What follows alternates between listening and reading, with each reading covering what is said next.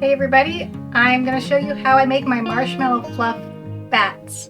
These are bats for hand spinners. It's like a fluffy rectangle of fabric that you roll up, and then I can send it to someone who purchases it on my store, and they can take it and spin it with a spinning wheel or a drop spindle. And the marshmallow fluff bats are very luxurious. They make a really luxurious yarn, and they're made out of half Angora from my rabbits that I raise and half Cormo wool, which is a very fine, soft wool breed. So my first step is to get my Cormo, and this is already measured. This is 1.5 ounces of naturally dyed Cormo combed top, and I naturally dyed this to make a peach fuzz color. It's the color of the year for Pantone for 2024. And I'm going to blend it with my, here it is, my Fawn Angora. And Fawn is a kind of beige color. It's almost white, but not quite. So I need to measure 1.5 ounces of Fawn Angora with my little scale.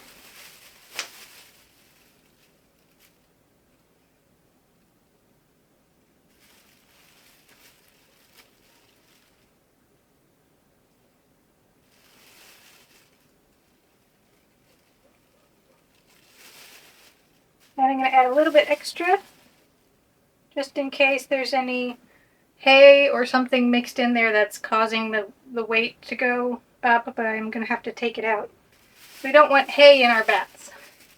Okay. So I've got my Angora and I've got my Cormo. Okay. And this is my drum carder. It is electric, but today I'm going to use my hand crank because I need to clean it and the electric part's not working very well. So the way I blend it is, first I put in a little bit of Cormo.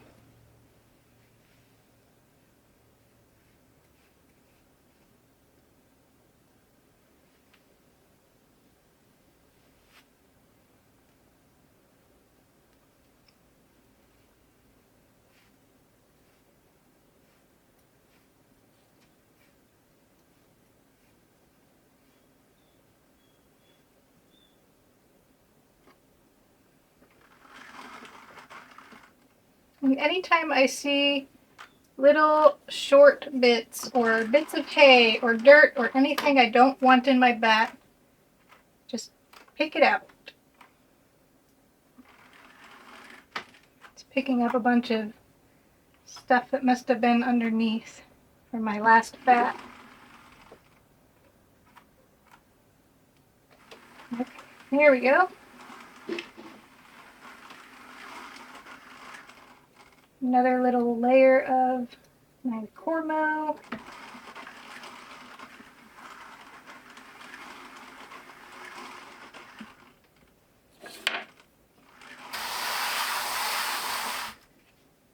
This is a burnishing brush. It just kind of packs it on there. Okay, now some Angora. See a little bit of hay. It's mostly very clean, but there's always a little bit here and there. Same thing with these second cuts.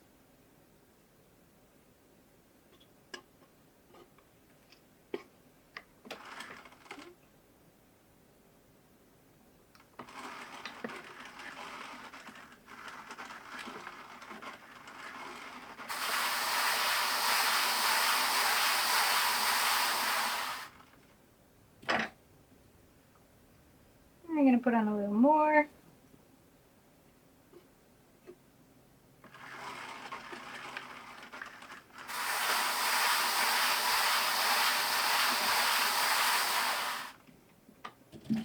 And back to the Cormo. Because I dyed this, it's just a little bit like sticking to itself. So I'm kind of pulling it apart before I pull off a chunk.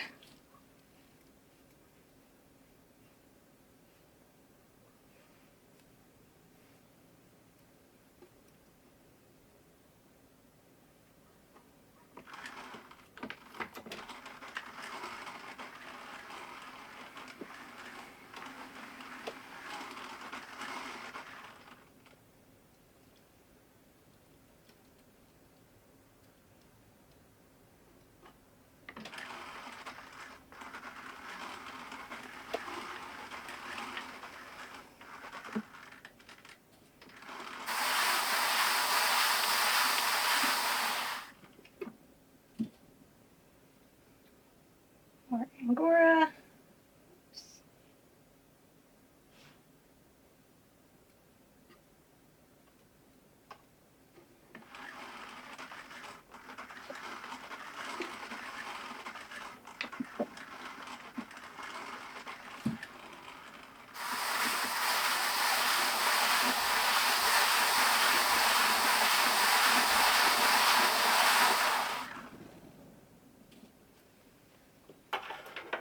Got these tweezers so I can pick out anything that I see that I don't want.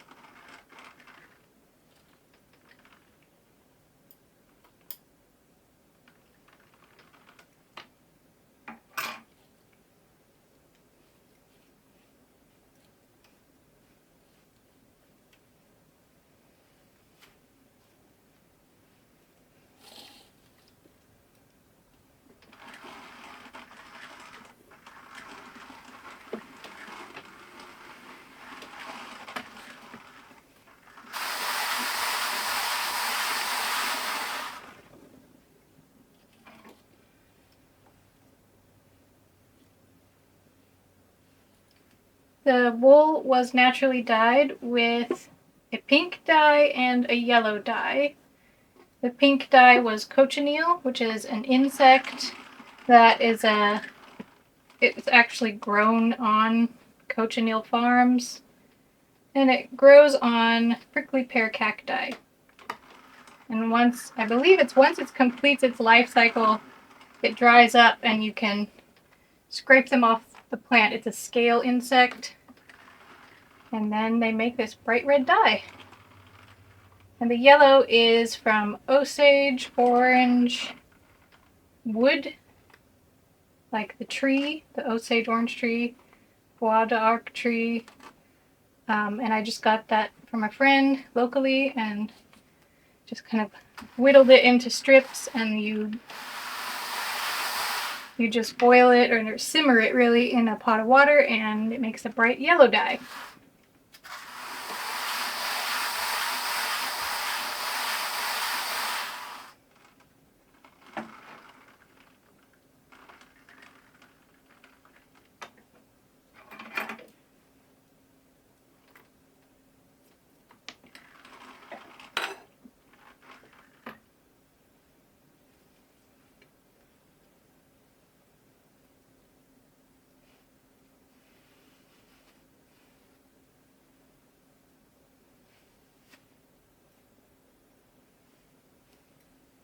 You don't want to feed in too much at a time. It just doesn't blend it very well. It doesn't load on very well. So get it spread out nice and thin, and it goes on really nicely.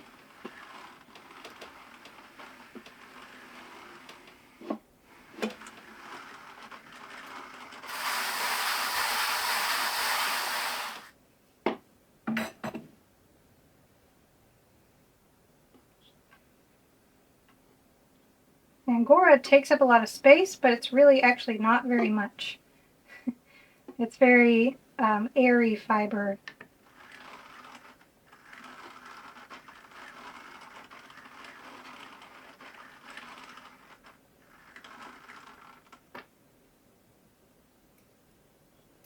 Now you don't want to like hold this down. I'm just kind of holding it in place but not pressing down on it, just to help keep it from going off to the sides and wrapping around the shaft of this thing.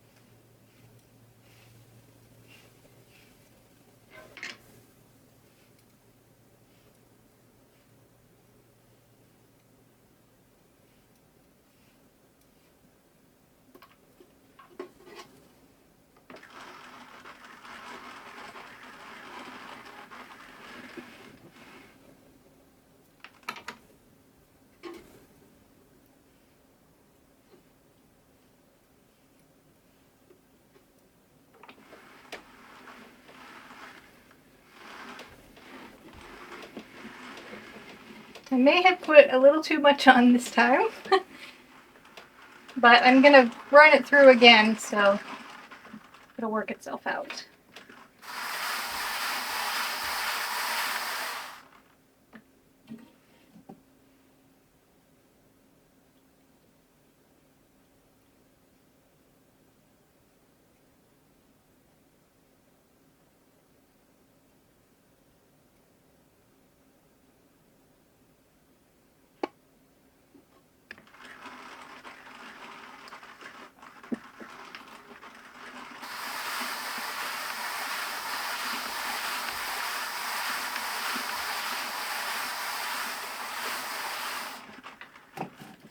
You can see some longer pieces on here.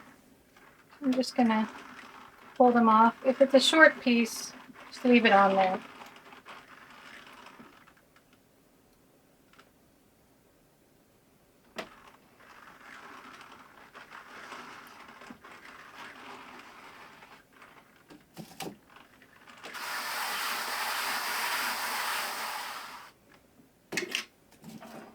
Okay, now I'm going to take it off.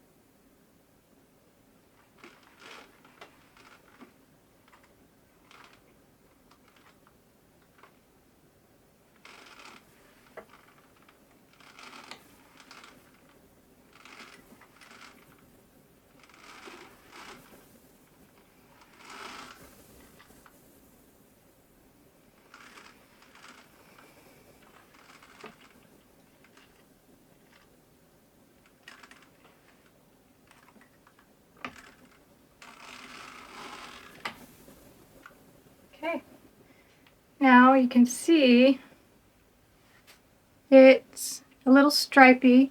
It's not particularly well blended. So I'm going to blend it one more time. The way I do that is I just break it into strips.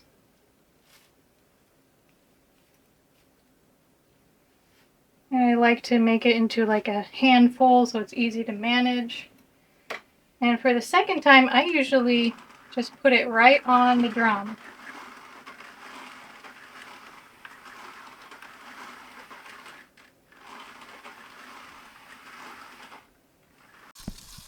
During this speed blend, I'd like to take a moment to advertise my own online shop. In my life, creativity blooms in every corner. My family, an abundance of animals, my garden and seasonal food adventures, and my love for fiber art all come together in a whirlwind of simple, joyful living. This is the canvas of my life, and it's the inspiration behind everything I create. In my online shop, you'll see that I've poured my heart into transforming raw fibers and dyes into beautiful, one-of-a-kind creations. You'll find hand-processed fibers, many grown right here in Louisiana, and naturally dyed, hand-blended bats that are perfect for your next spinning adventure.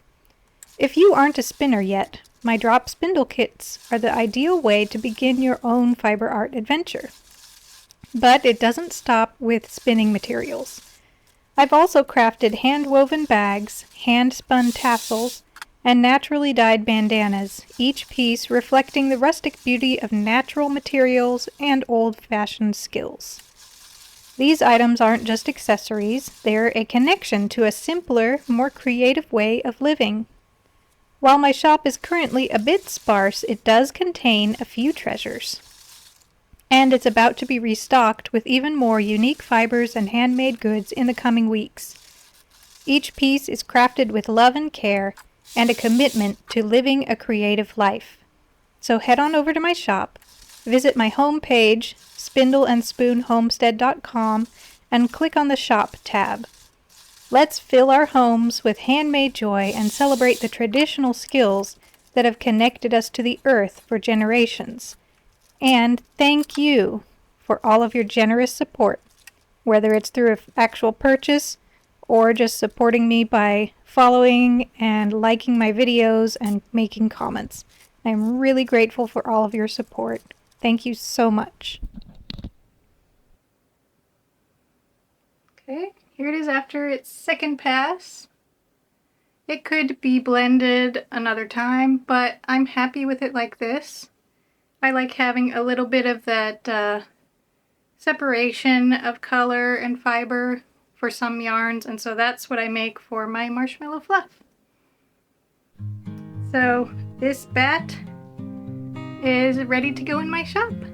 It's 3 ounces and it's naturally dyed in the peach fuzz color.